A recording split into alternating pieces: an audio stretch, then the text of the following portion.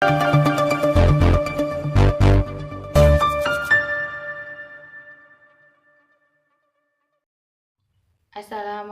warahmatullahi wabarakatuh.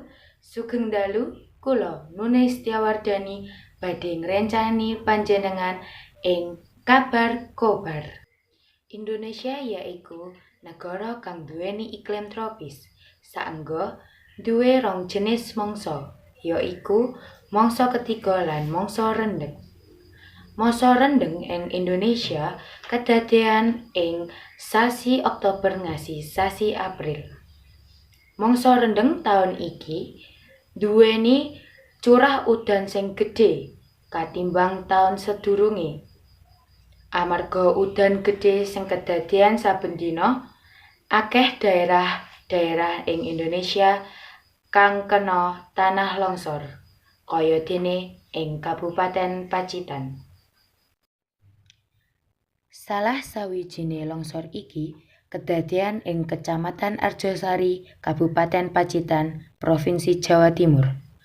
Longsor ing Arjosari nyebabake siji-sijine akses dalan Pacitan Ponorogo ketutup.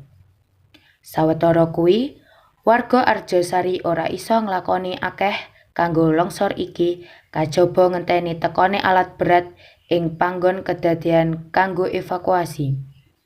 Apa meneh, intensitas udan deres ijek ngguyur Kabupaten Pacitan saben dina. Pemerintah ngetokke perintah supaya warga Pacitan ora nglewati dalan raya Pacitan Ponorogo.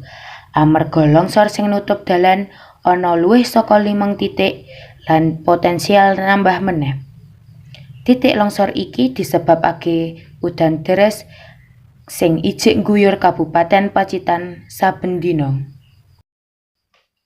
Tanah longsor ing Pacitan kedadean amarga ana pirang-pirang faktor, kaya dene erosi, saturasi, lan ora ana wit-witan kang duweni oyot kuat kanggo nahan lemah ing lereng-lereng. Cukup semene kabar saking Pacitan, ijek enek kabar-kabar liyane ing Nusantara. Tetep ing Kobar Kabar.